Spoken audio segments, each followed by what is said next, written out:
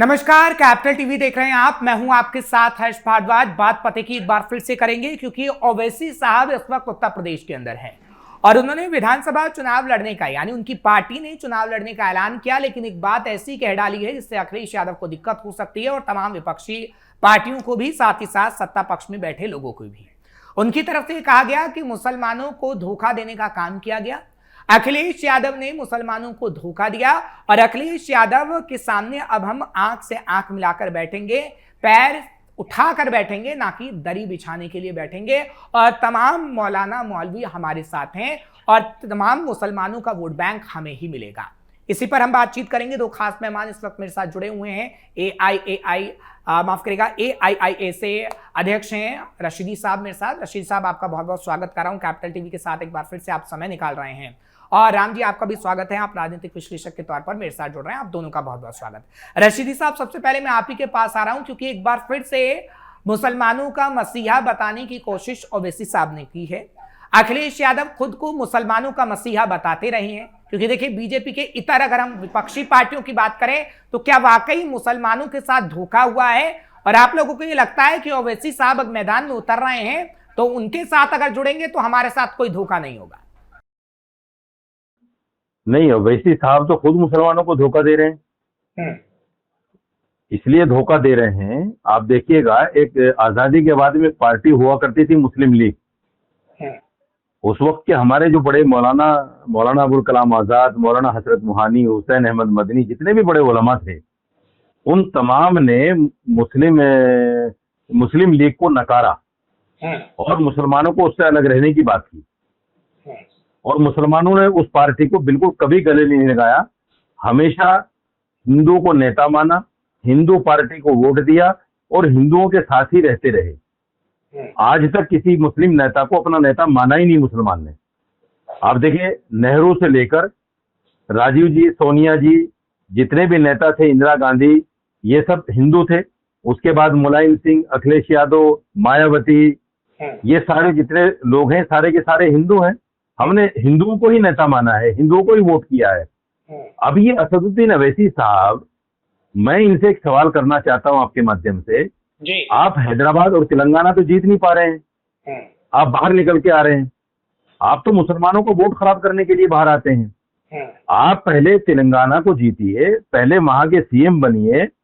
देखिए, आम आदमी पार्टी ने पहले दिल्ली को जीता, दिल्ली के सीएम बने। दिल्ली के सीएम बनने के बाद पंजाब में चुनाव लड़ा, फिर उन्होंने ऐसा तो नहीं किया कि दिल्ली जीत नहीं पाए और पंजाब में चले गए।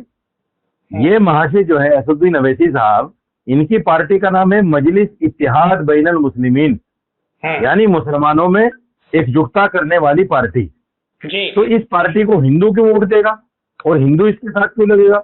और बगैर हिंदू के साथ लगे कोई भी पार्टी यहाँ कामयाब हो ही नहीं सकती। कोई भी पार्टी हो, XYZ, हिंदू का होना साथ में पार्टी के जरूरी है।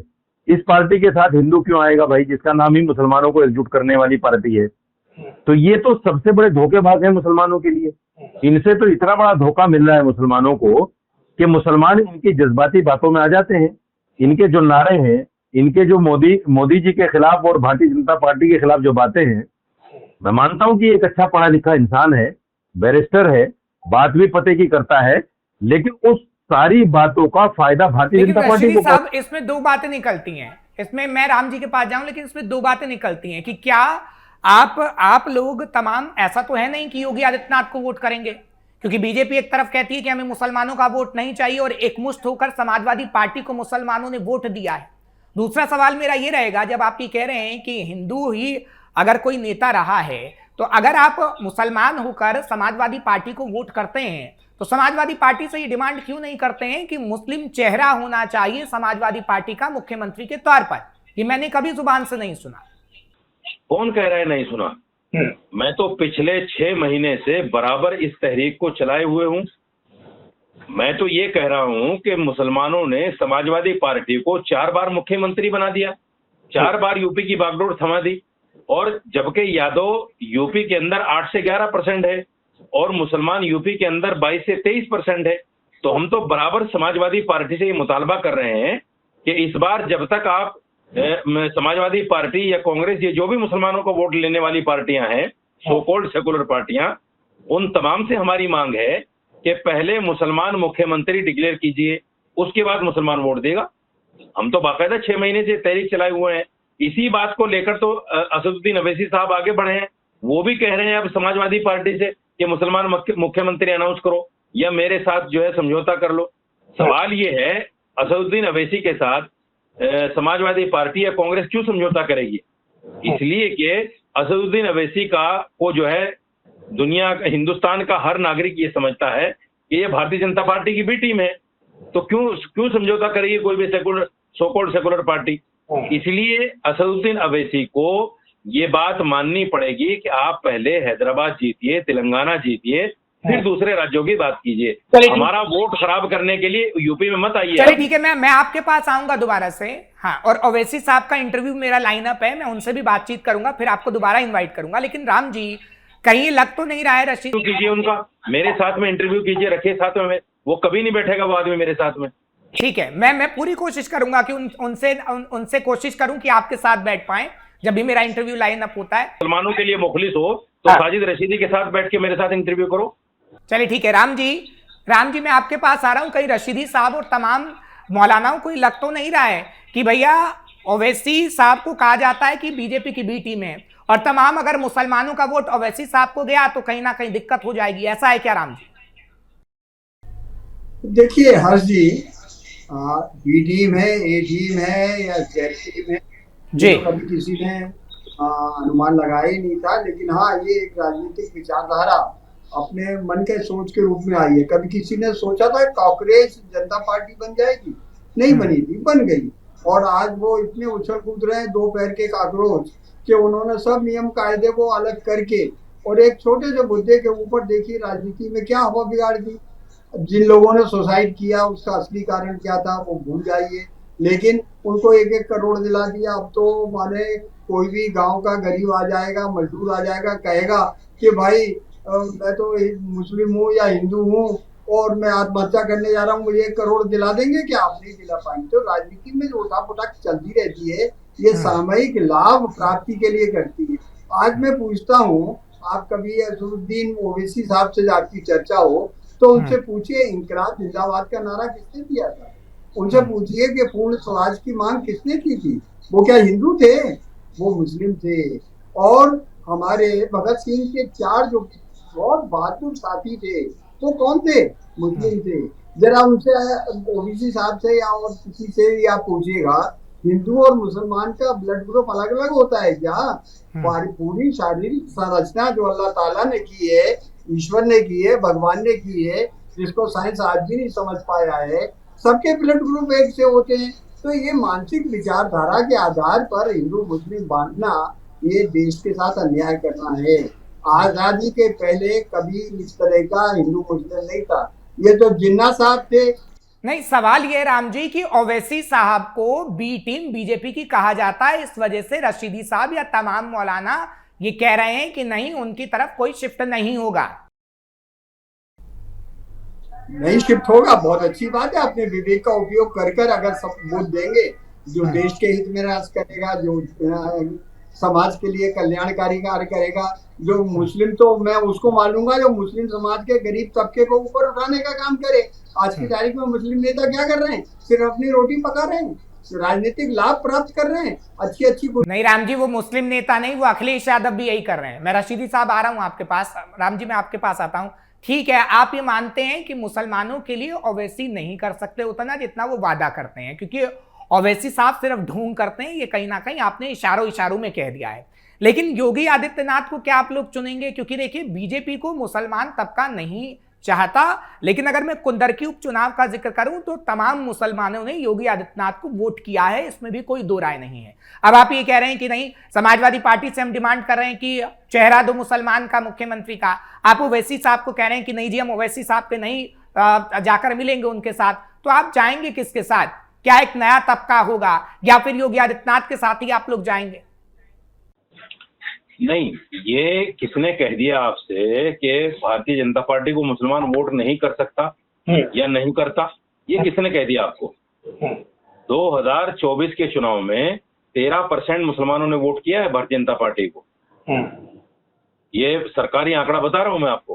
तो आप कैसे कह सकते हैं कि मुसलमान भारतीय जनता पार्टी को? मदनी साहब कह रहे हैं कि बीजेपी को अगर वोट दोगे तो कहीं ना कहीं आपका वोट बेकार हो जाएगा सर। अरे देखिए मदनी साहब तो सिर्फ समाजवादी पार्टी और कांग्रेस के पिच पर खेलते हैं। उनको मुसलमानों की भलाई से लेना देना थोड़ा ही है। उनकी अपनी दुकान अच्छी चल रही है, उनका काम अपना अच्छा चल रहा है, उनको क्या लेना देना किसी चीज से। सवाल ये है, ये लोग असदुद्दीन अवैसी को रोकने में नाकाम क्यों है? असदुद्दीन अवैसी को क्यों नहीं रोकते मौलाना महमूद मदनी साहब, मौलाना अरशद मदनी साहब? एक बार मौलाना महमूद मदनी साहब ने एक बयान दिया था, ये 3-4 साल पहली बात है, कि हम इनको यूपी में नहीं आने देंगे और इनको वहीं हैदराबाद और तेलंगाना तक रखेंगे। अगर ये आएंगे तो इनके लिए अच्छा नहीं होगा। फिर उसके बाद में महमूद मदनी साहब को अपना बयान पलटना पड़ा। पता नहीं क्या, कौन सी वजह रही, कौन सी परेशानी रही, कौन सा दबाव उनके ऊपर आया, तो उन्होंने बाकायदा अपने बयान को पलटा। मैं ये कहना चाहता हूं कि जो पार्टी खालिस मजलिस इत्तेहाद बैनुल मुस्लिमीन, मुसलमानों में इत्तेहाद और मुसलमानों में एकजुटता पैदा करने के लिए कोई पार्टी है, तो उसको आप कैसे सपोर्ट कर सकते हैं भाई, जब हमने मुस्लिम लीग को सपोर्ट नहीं किया? ये तो कॉमन सी बात है। इसलिए मेरा मानना ये है कि असदुद्दीन अवैसी साहब या तो अपनी पार्टी का नाम बदलें, ऐसा कोई कॉमन नाम रखें जिससे हिंदू भी प्रभावित हो और तमाम धर्मों के लोग जुड़े उससे। मैं सबसे पहले वोट करूंगा असदुद्दीन अवैसी को। दूसरी बात यह है कि आप इतना सारा बीजेपी के खिलाफ जहर उगलते हैं, मोदी जी के खिलाफ जहर उगलते हैं, अमित शाह के खिलाफ बोलते हैं, एक भी एफआईआर आपके खिलाफ क्यों नहीं है? आजम खान ने पार्लियामेंट में एक ही तो तकरीर की थी बेचारे ने, आज देखो कहाँ है उसकी। तो आप ये कह रहे हैं आजम खान को बीजेपी ने फंसाया है, आजम खान बीजेपी की वजह से जेल में? मैं ये नहीं कह रहा हूँ कि बीजेपी की वजह से जेल में है, मैंने तो नहीं कहा कि बीजेपी की वजह। आपने बोला कि तकरीर की सरकार के खिलाफ, तो उनका हाल देखिए क्या हो गया। अरे तो मेरे भाई, सरकार के खिलाफ मैं कह रहा हूँ ना, सरकार के खिलाफ तो ये भी बोलते हैं, इनके खिलाफ एफआईआर क्यों नहीं होती? तो आप घुमा फिरा कर ओवैसी साहब को बीजेपी की बी टीम बता रहे हैं, इसी वजह से ऐसा बोल रहे हैं? नहीं, असदुद्दीन अवैसी मुसलमानों का दुश्मन है, ये जिन्ना बनने की राह पर चल रहे हैं, ये दूसरा जिन्ना बनना चाहते हैं, ये चाहते हैं कि और हालात खराब हो, जो हालात चल रहे हैं इस वक्त में नफरत के, ये चाहते हैं थोड़े और हालात खराब हो जाएं। तो ये बीजेपी के साथ मिलकर हालात खराब करना चाह रहे हैं ओवैसी साहब? बिल्कुल असदुद्दीन अवैसी चाहते हैं कि हालात खराब हों और मैं फिर ऐलान कर दूं हमें एक नया मुल्क दे दो, और ये उसके फिर जिन्ना बन जाए। जैसे जिन्ना ने एक बेवकूफी की थी 1947 में, नेहरू जी के कहने पर उसने मान लिया कि भाई आप जो है गांधी बन जाओगे पाकिस्तान के, और लाखों लोग बलि चढ़ गए। आज भी पाकिस्तान में जितने मुसलमान हिंदुस्तान के हैं उनको मुहाजिर कहा जाता है, उनको पाकिस्तानी नहीं माना जाता। और जो हिंदुस्तान में रह रहा है उसके बारे में हिंदू धर्मगुरु जो कुछ कहते हैं वो आप सुनते ही होंगे, इनसे कारोबार ना करो, इनसे लेन देन ना करो, दुकान किराए पर ना दो, मकान किराए पर ना दो, ये तो अधर्मी है, ये तो फला है, इनका आधार कार्ड चेक करो, दाढ़ी टोपी वाले को पकड़ के मारते हैं, जय श्री राम के नारे लगवाते हैं, भारत माता की जय बुलवाते हैं। यहाँ भी मुसलमानों का हाल देख लो क्या है। तो भारत माता की जय बुलवाने में क्या दिक्कत है? अगर कोई भारत माता की जय बोल देगा तो उसमें दिक्कत क्या है रशीदी साहब? सुप्रीम कोर्ट से पूछो जाके क्या दिक्कत है, सुप्रीम कोर्ट से पूछो। सुप्रीम कोर्ट ने क्या कहा 1986 में, क्या कहा 2016 में? ये कहा कि आप किसी पर थोप नहीं सकते। तो वंदे मातरम से भी आप लोगों को दिक्कत है। और सुप्रीम कोर्ट ने तो ये तक कहा कि अगर कोई राष्ट्रगान के लिए खड़ा भी नहीं होता है तो आप उसको देशद्रोही नहीं कह सकते, उस पर कोई कानून लागू नहीं हो सकता। तो आप ठीक है, अगर सुप्रीम कोर्ट ये कहता है, लेकिन आपके दिल में तो देशभक्ति है ना। अगर राष्ट्रगान हो रहा है तो आपको खड़ा होना चाहिए, इस बात को तो आप मानते हैं? खड़ा होने के लिए कौन मना करता है भाई? खड़ा होने के लिए कोई नहीं मना करता। हम राष्ट्रगीत का भी सम्मान करते हैं, राष्ट्रगीत के लिए भी खड़े होते हैं, लेकिन जब आप कहोगे कि भारत माता की जय बोलो, वंदे मातरम बोलो, हम तो नहीं बोलेंगे। वंदे मातरम से क्यों परहेज है? वंदे मातरम से क्यों परहेज है? नहीं, हमारी आस्था के खिलाफ है कुछ चीजें इसमें, और ये बात 1937 में कांग्रेस के रेजोल्यूशन में भी रखी गई थी, उन पंक्तियों को हटाया भी गया था। आज तक वो पंक्तियां हटी हुई थी राष्ट्रगीत से, और आज फिर दोबारा वंदे मातरम को ला। तभी आप लोग कांग्रेस को चाहते हैं कि कांग्रेस और समाजवादी पार्टी का राजा है, बीजेपी का ना है, इसी वजह से आप लोग चाहते हैं। अरे मेरे भाई, कहां से ले आते हो ये बातें? ये सवाल कहां से लाते हो आप लोग? चलिए ठीक है। राम जी रशीदी साहब ये कह रहे हैं कि वंदे मातरम गाने से परहेज है भैया, कोई राष्ट्रगान के लिए भी खड़ा होने को मजबूर नहीं कर सकता। मैं नहीं कह रहा हूँ, सुप्रीम कोर्ट कह रहा है। हाँ, कोड कर रहे हैं आप सुप्रीम कोर्ट। राम जी भूल जाते हैं पाकिस्तान का जो राष्ट्रगान है वो किसने बनाया था? वो एक हिंदू ने बनाया था। अरे हिंदू मुसलमान तो ये इनकी अपनी रोटी रोजी चलाने के लिए एक इन्होंने बहाना बनाया है। इंसान इंसान होता है, आदमी आदमी होता है।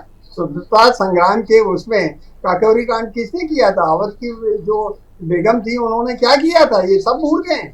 अब्दुल कलाम आजाद की कहानियां सब चली गई इनके दिमाग में से। अगर ये इनको याद होता तो निश्चित रूप से इस तरह की बातें नहीं करती। निश्चित रूप से आज देश को विभाजित करने के लिए इस तरह के लोग जिनकी राष्ट्रभक्ति संदेहास्पद है, खाते हिंदुस्तान का है, गाते जो है पाकिस्तान का है, वो लोग देश में विभाजन करने की। तो आप ये रशीदी साहब पे आरोप लगा रहे हैं कि रशीदी साहब देश का विभाजन चाहते हैं? इन पर नहीं, इनकी विचारधारा पर आरोप लगा रहा हूं मैं। इस तरह का सोच जो है देशद्रोही सोच है, जो हिंदू मुस्लिम अलग। तो रशीदी साहब ने देशद्रोही सोच यहाँ पर रखी। आप ये कह रहे हैं कि देशद्रोही सोच है रशीदी साहब की और वो देशद्रोही सोच लेकर यहाँ पर बैठे हैं, आप यही कहना चाहते हैं? इसलिए कह रहा हूँ सुनिए कि आज की तारीख में जो कल्याणकारी योजनाएं यूपी में या देश में चल रही हैं उसमें कहीं किसी को दिखा है भेदभाव हिंदू मुसलमान का? नहीं दिखा है। आयुष्मान कार्ड सबको है कि नहीं है? गरीबी के लिए राशन 2022। आज सिर्फ ये कहना कि चूंकि ये मुस्लिम है इसलिए इसको सजा दी गई, एकदम गलत, पूरी तरह से गलत। कानून तोड़ेगा वो चाहे हिंदू हो, चाहे मुसलमान हो, चाहे उसके दाढ़ी हो या दाढ़ी मूछ ना हो, या वो सिख हो या ईसाई हो, कानून तोड़ेगा तो उसको सजा भुगतना पड़ेगी। संविधान के अंतर्गत ये सब चीजें आती हैं। रहा सवाल ये सब के हम वंदे मातरम नहीं बोलेंगे, हमारी आस्था खिला दे। आस्था कहीं लिखा हुआ है? किसी कुरान शरीफ में कहीं लिखा है कि वंदे मातरम मत बोलना? ये तो सिर्फ अपनी रोटी रोजी पकाने के लिए इस तरह के। रशीदी साहब जवाब दीजिएगा जल्दी से। वो कह रहे हैं कि कहीं नहीं लिखा भैया, लोगों को बरगलाने का काम करते हैं। देखिए ये बड़े हैं, मैंने एक बार पहले भी मेरे साथ प्रोग्राम में थे, मैं इनका एहतराम करता हूँ। ये अलग बात है कि इनको सम्मान का पता नहीं कि किसी की आस्था का सम्मान कैसे होता है। मैं इनका सम्मान करता हूँ और मैं इनसे पूछना चाहता हूँ कि जब हिंदू धर्मगुरु भगवा चोला पहनकर ये कहते हैं कि मुसलमानों से कारोबार ना करो, लेन देन ना करो, इनका बाइकआउट करो, दुकान किराए पर न दो, मकान किराए पर न दो, ये विधर्मी है, मलेच्छ है, तो उस वक्त इनकी जबानें सिल जाती हैं। ये गुटखा खा के बैठ जाते हैं, इनका मुंह नहीं खुलता। उस वक्त इंसानियत कहाँ मर जाती है इनकी? भाई ये इंसान नहीं रहते उस वक्त, फिर ये कुछ और बन जाते हैं। मेरा मानना सिर्फ ये है कि देखिए आस्था है, वो किसी की भी हो, संविधान अपनी आस्था को मानने का, आस्था का प्रचार करने का हमें अधिकार देता है। और ये किसी को अधिकार नहीं कि किसी का आस्था पर ये कहें कि ये कहाँ लिखा है। मैं अगर इनसे पूछूं, मैंने चारों वेदों को पढ़ा है, इन्होंने एक भी वेद नहीं पढ़ी होगी हिंदू होकर। मैं मुसलमान होकर चारों वेदों मैंने पढ़ी है, मेरे पास रखी हुई है। मैंने उपनिषद पढ़े हैं, मैंने रामायण पढ़ी है, मैंने गीता पढ़ी है, मैंने मनुस्मृति पढ़ी हो। इनसे पूछ लो मनुस्मृति क्या है। मनुस्मृति में दलित के लिए और शूद्रों के लिए क्या कहा गया, औरतों के लिए क्या कहा गया, पूछ लो इनसे, इनको नहीं पता होगा। हिंदू होकर हिंदू धर्म का ज्ञान नहीं है, मुसलमान धर्म का ज्ञान पेलने बैठ जाते हैं कि कुरान में कहाँ लिखा है। अरे भाई पहले आप अपने धर्म की किताब तो पढ़ लो चाचा, फिर हमसे बात करना। लेकिन रशीदी साहब आपके धर्म में भी तो नहीं लिखा ना। राम जी ये कह रहे हैं कि वंदे मातरम ना गाने को लेकर आपके धर्म में भी तो नहीं लिखा कि आप नहीं गा सकते। कौन कह रहा नहीं लिखा है? हमारा तो कलमा ही इस बात को कहता है, ला इलाहा इल्लल्लाह मुहम्मदुर रसूलुल्लाह, अल्लाह के अलावा किसी चीज की हम पूजा नहीं करेंगे। हमारा तो बेसिक सिद्धांत है ये। हम किसी की वंदना नहीं करते सिवाय अल्लाह के। माँ जो 9 महीने पेट में रखती है, हम तो उसकी भी पूजा नहीं करते। मैसेंजर ऑफ गॉड मोहम्मद सल्लल्लाहु अलैहि वसल्लम जो हमारे लिए सब कुछ हैं, हमारी आस्था है कि पूरी कायनात, पूरी सृष्टि को जो अल्लाह ने बनाया, मोहम्मद साहब की वजह से बनाया, हम उनकी पूजा नहीं करते। ये तो हमारी आस्था है, बेसिक सिद्धांत है इस्लाम का। और ये कहते हैं कहाँ लिखा हुआ है? मैं कहता हूँ जिनको ज्ञान नहीं है। और एक बात सुनिए, ज्ञानी से ज्ञान लड़े, ज्ञान सुआया होए, मूर्ख से मूर्ख लड़े, तुरंत लड़ाई होए। तो राम जी मूर्ख हैं, यानी आप ये कह रहे हैं कि राम जी मूर्ख हैं, कुछ जानते नहीं।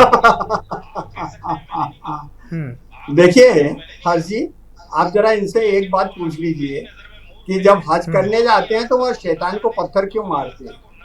शैतान उस चीज का प्रतीक है कि जो गलत आइडियोलॉजी को आगे बढ़ाता है। राम जी इंसानियत के विरुद्ध जो भी काम करेगा वो शैतान कहलाएगा। और हज की पवित्र यात्रा के साथ वहां पर शैतान को पत्थर मारने की जो परंपरा है वो सिर्फ इसलिए है कि आपके अपने जीवन में जो बुराइयां हैं, जो शैतानियां हैं, जो शरारतें हैं, जो आतंकवादी सोच है, उस सब को पत्थर मार के दूर करो, पवित्र बनो, तभी आपको अल्लाह जो है इनायत देगा। रहा सवाल ये कि आज की आप ये कैसे कह रहे हैं राम जी, क्योंकि रशीदी साहब, आप तो सीधा सवाल उठा रहे हैं कि रशीदी साहब की आतंकवादी सोच है, इसका कहने का मतलब यही हुआ? मैं कब कह रहा हूँ? हाँ, इनकी जो आइडियोलॉजी है उससे आतंकवाद पनप रहा है। हाँ। आज जो जगह जगह हिंदू मुस्लिम के दंगे कराने की पता ही नहीं होता मुझे क्या बोलना, क्या राजनीतिक कहना, पार्टियां क्या करना। वो क्यों करती हैं? वोट के खातिर खत्म हो करती जाता हैं, है। जो एक शैतानी सोच है, अपनी कुर्सी की चाहत के लिए, अपना मत बताने के लिए, जनता का कोई कल्याण नहीं करना, उनको जो है बिल्कुल जाहिल बनाए रखना, जिससे कि ये जैसा कहें वैसा करें, और राजनीति में अपना वर्चस्व बनाने के लिए आजम खान जैसे लोगों के आगे बढ़ते। मुझे ये क्लियर करिएगा, मुसलमानों को जाहिल बनाने का काम पार्टियों ने किया है या मुल्ला मौलवियों ने किया है? आप ये बार बार कहते रहे कि मुसलमानों को जाहिल बनाया गया। राम जी क्लियर करिएगा यहाँ पर। बिल्कुल जाहिल बनाया गया है, उनके उत्थान, उनकी उन्नति के लिए। किसने बनाया जाहिल? जो ठेकेदार हैं और जो राजनीतिज्ञ हैं, उन्होंने कोई काम नहीं किया, और हाँ। अभी भी यही कोशिश कर रहे हैं। ठीक है, रशीदी साहब जवाब दीजिएगा जल्दी से। वो कह रहे हैं कि मुसलमानों को जाहिल बनाने का काम आप जैसे मुल्ला मौलवियों और राजनीतिक पार्टियों ने किया है। अगर पढ़ा दिया जाता मुसलमानों को तो उनके हालात ऐसे ना होते। राम जी यही कह रहे हैं। देखिए, एक कहावत है कि बच्चे और बूढ़े का मन एक सा हो जाता है, उसकी बातों को बुरा नहीं मानना चाहिए। ये उम्र के उस स्टेज पे हैं, अब जो भी कह दे हमें तो सम्मान करना है इनका। इनको ये पता नहीं कि मुसलमान जज भी हैं, मुसलमान IAS IPS भी हैं, मुसलमान वकील भी हैं, मुसलमान MBBS डॉक्टर भी हैं। अभी इस साल में जो UPSC का रिजल्ट आया है, 53 बच्चों ने UPSC पास किया है। ये मुसलमानों को जाहिल कह रहे हैं बैठकर। अब बताइए, इनकी सोच पर, इनकी विचार पर और विचारधारा पर मुझे जाहिल नहीं कह रहा हूँ, जाहिल बनाने का काम अरे करते हैं। सुनो सर, दोनों में अंतर है। जाहिल कहना, किसी भी ये कम्युनिटी को आपने जाहिल मेरे नहीं कहना चाहिए। शब्दों को तोड़ मरोड़ के पेश नहीं, किया है। किसी भी सुनिए, ये मेरे आपके यहाँ होता है। दर्जनों नहीं, सैकड़ों मुस्लिम बीच में मत विद्यार्थी बोलो। हैं और चाचा, बहुत बीच में होशियार मत हैं, बोलो। मैं उनकी बहुत इज्जत चाचा करता बीच में हूँ। मत बोलो। चाचा बीच रईस में मत अहमद बोलो। साहब मेरे मित्र थे। अरे चाचा बीच में आप मत जो बोलो। है क्या समझते हैं? इनको चुप कराओ भाई, ये निश्चित कोई रूप तरीका से थोड़ी होता है। अब्दुल कलाम साहब को मैं भी सलाम करता हूँ। नहीं राम जी, लेकिन आपने आतंकवादी सोच बताया ना, इन आपने कहा कि मुल्ला मौलवी आतंकवादी सोच के हैं। रशीदी साहब, मैं बात कर रहा हूँ, इनसे कहिए चुप रहेंगे, जब इनका नंबर आएगा तब बोले। मुल्ला मौलवी अगर आतंकवादी सोच के होते ना, तो अबुल कलाम जिसका ये नाम ले रहे हैं वो भी मदरसे के पढ़े हुए हैं। शुरुआत की जो पढ़ाई उनकी मदरसे की है, वो फिर मिसाइल मैन ना बनते अगर मुल्ला मौलवी आतंकवाद पढ़ाते। और अगर मुल्ला मौलवी आतंकवाद पढ़ाते, 600 साल हुकूमत की है मुगलों ने, ये बड़े मियाँ जिंदा नहीं नजर आते आपको आज यहाँ, अगर हम आतंकवाद पढ़ाते। ये इनकी सोच है, कुछ भी सोच सकता है आदमी।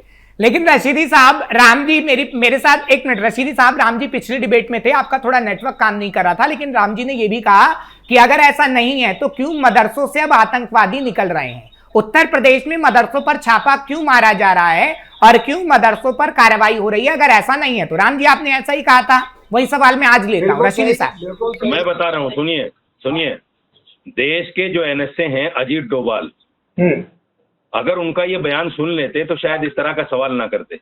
मैंने इसीलिए तो कहा है ना, ज्ञानी से ज्ञान लड़े ज्ञान सोया हुए, मूर्ख से मूर्ख लड़े तुरंत लड़ाई हुए। NSA ने कहा था 2013 में कि जितने भी 1947 से लेकर अब तक जितने लोग पाकिस्तान की खुफिया एजेंसी ISI के साथ पकड़े गए हैं, देश की खुफिया जानकारी साझा करते हुए, उनमें 80% हिंदू हैं। वो कौन से मदरसे से पढ़े हुए थे भाई? क्या बात है, क्या बात है? पूछिए, आपको कोई जानकारी नहीं है, ये सरासर झूठ है। अरे आपको जानकारी नहीं है चाचा, आपको जानकारी नहीं है। आप जानकारी लेके बैठा करो, और भाई मेरे साथ में किसी समझदार आदमी को बिठाया करो। अब इनसे क्या कहें बताओ, इनसे क्या कहें? भी नहीं जानते, इनको क्या कहें?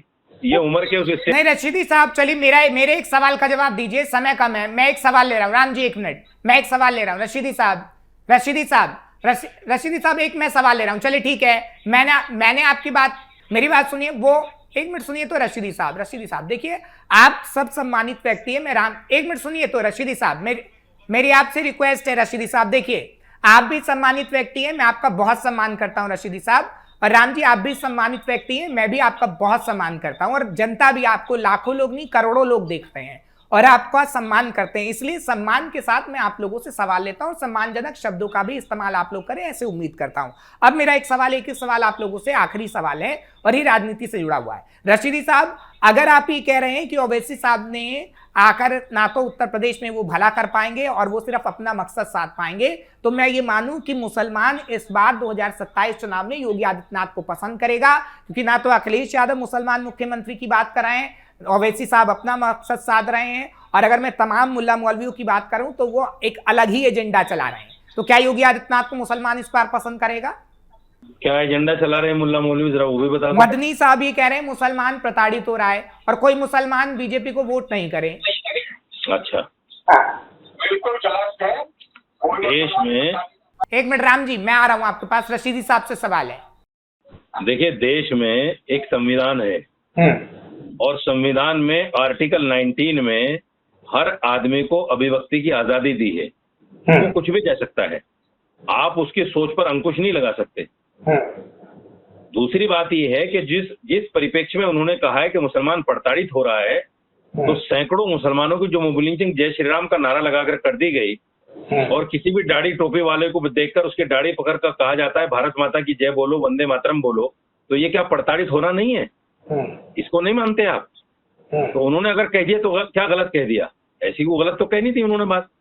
और जो भी सरकार में होता है तो सवाल तो उसी से होगा कि भाई ऐसा क्यों हो रहा है।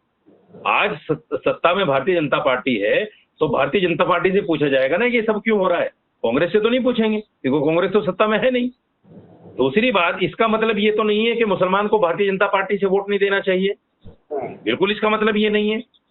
इसका मतलब ये है कि जो भी अगर कोई गलत करता है, चाहे वो हिंदू हो या मुसलमान हो, किसी आस्था के साथ कोई खिलवाड़ करता है, तो हमारे यहाँ कानून है देश में, उन कानूनों के तहत उस पर कार्रवाई की जाए। लेकिन दुर्भाग्यपूर्ण कार्रवाई होती नहीं है। बुलडोजर सिर्फ मुसलमान के लिए है, इनकाउंटर सिर्फ मुसलमान के लिए है। अगर कोई हिंदू वही काम करता है तो उसके ऊपर ना बुलडोजर। रशीदी साहब, मुझे एक बात समझ में नहीं आई। रशीदी साहब, आप काफी सीनियर हैं, मैं एक बात दर्शकों को समझाना चाहता हूं। एक तरफ आप ये कह रहे हैं कि नहीं, बीजेपी से कोई दिक्कत नहीं होगी, मुसलमानों का चॉइस है, अगर वो अखिलेश यादव के पास नहीं जाना चाहता, ओवैसी के पास नहीं जाना चाहता, तो वो बीजेपी के पास जाना चाहेगा अगर उसका मन करता है। दूसरी तरफ आप ये कह रहे हैं कि नहीं, एनकाउंटर से परेशानी है, बुलडोजर से परेशानी है, तो दो बातें कैसे कही जा सकती हैं? क्या सवाल है आपका भाई? आप लोगों को बधाई होनी चाहिए, आपने जो जर्नलिज्म पढ़ा है, शायद वो जर्नलिज्म मैंने नहीं पढ़ा। मैंने तो जर्नलिज्म ये पढ़ा है, इस्लाम ये कहता है कि गवाही अगर अपने बाप के खिलाफ भी देनी पड़े तो उसको दो। अगर आप अपने बाप को भी कहना पड़े कि आपने ये गलत काम किया है तो उसको बोलो, उसकी आंख में आंख डाल के बोलो कि आपने गलत किया। मैंने तो वो इस्लाम पढ़ा है, और मैंने तो वो संविधान पढ़ा है कि कोई भी पार्टी अगर गलत करती है तो आपको अभिव्यक्ति की आजादी है, आप उसके खिलाफ डंके की चोट कह सकते हो कि आप गलत कर रहे हो। इसका मतलब ये बिल्कुल नहीं होता कि भाई उस पार्टी को वोट ना दिया जाए, इसका मतलब ये बिल्कुल नहीं होता। अगर आपके अंदर कोई बुराई है तो आपकी बुराई को कह देने का मतलब ये नहीं है कि आप इतने गंदे हो कि आपके साथ ना बैठा जाए, आपके साथ बात ना करी जाए। उसका मतलब ये होता है कि आपके अंदर जो बुराई है उसको खत्म कर लो। आप भी हमारे लिए एक संविधानिक पार्टी है। हाँ रशीदी साहब, फिर तो मैं आपसे यही उम्मीद करूंगा कि आगे से आप ये नहीं बोलेंगे कि राम जी बैठेंगे तो मैं नहीं वोटूंगा। हाँ, आपने यही बात बोल दी और आप यही बात बता रहे हैं। अब इनका दिमाग सही काम नहीं कर रहा है। राम जी, सवाल है, रशीदी साहब ये कह रहे हैं हमें नफरत नहीं है किसी से, वो कह रहे हैं सिर्फ हमें कुरीतियों से दिक्कत है। तो तथ्यों के आधार पर सच्चाई के आप क्या करना चाहिए? मैंने तो बहुत सरल बात कही है, हाथ जाते हैं जब अपन शैतान को पत्थर क्यों मारते हैं? बुराइयों को दूर करने के लिए, क्योंकि हर धर्म में एक ही आस्था है, अच्छाइयाँ अपनाइए, बुराइयों को दूर करिएगा, उसको नष्ट करिएगा। और इस तरह की भाषा बोलना कि सिर्फ मुसलमानों को प्रताड़ित किया जा रहा है, ये बुराई है, ये राक्षसपना है, ये देश को तोड़ने का, विभाजन करने का राजद्रोही का काम है। निश्चित रूप से आप जो है इस बात से सहमत होंगे, हम भारतवासी हैं, हमको भारत पर गर्व है। नहीं, रशीदी साहब को भी गर्व है भारत होने पर। रशीदी साहब ये नहीं कह रहे हैं, रशीदी साहब कह रहे हैं कि हमें भी गर्व है भैया, हम भी मुसलमान हैं, भारत देश के ही हैं। हाँ तो निश्चित है, स्वागत है उनका, सम्मान करता हूँ, सैल्यूट करता हूँ, लेकिन ये कहना मैं कभी स्वीकार नहीं करूंगा कि मुसलमानों को प्रताड़ित किया जा रहा है। ये सिर्फ अपनी राजनीतिक रोटी सेकने के लिए काम है, इसके अलावा और कुछ नहीं है। मेहरबानी करके आपसे विनम्र प्रार्थना है, देश को एक रहने दीजिए, उसको हिंदू मुस्लिम में बांटने का दुस्साहस मत करिए, नहीं तो इतिहास आपको कभी माफ नहीं करेगा। चलिए ठीक है, वो जनता तय करेगी। रशीदी साहब आपका बहुत बहुत शुक्रिया, आप मेरे साथ जुड़े, आपने इतना समय निकाला। हाँ जल्दी से। इन्होंने अभी कहा कि शैतान को कंकरी मारी जाती है, मैं भी एक कंकरी मार देता हूँ। चलिए ठीक है रशीदी साहब। हाँ रशीदी साहब देखिए, आप आते हैं, हमें बहुत अच्छा लगता है क्योंकि जनता आपको पसंद करती है, और मैं उम्मीद करूंगा कि आगे भी आप बैठें और साथ ही साथ हम इस पर सार्थक चर्चा करें, क्योंकि उत्तर प्रदेश का चुनाव है और मुसलमानों का क्या रवैया है, क्या राय है, क्या वो कहना चाहता है, हम यही समझना चाहते हैं। आपका बहुत बहुत शुक्रिया, आप मेरे साथ जुड़े। रशीदी साहब आपने इतना समय दिया, राम जी आपका भी बहुत बहुत शुक्रिया, आपने मेरे साथ इतना समय दिया, कैपिटल टीवी को इतना समय दिया, आप दोनों का बहुत बहुत शुक्रिया। फिलहाल बात पते की हम लोग कर रहे थे और रशीदी साहब ये बता रहे थे कि अगर ओवैसी उत्तर प्रदेश के अंदर आते हैं तो उनका क्या मकसद हो सकता है। साथ ही साथ बीजेपी को लेकर यह भी कहा गया है कि बीजेपी से किसी मुसलमान को कोई दिक्कत नहीं, हाँ जो चीजें हो रही हैं मुसलमानों के खिलाफ उससे दिक्कत है। फिलहाल आगे भी हम चर्चा करेंगे और बात पते की करेंगे। मुझे इजाजत दीजिए, नमस्कार।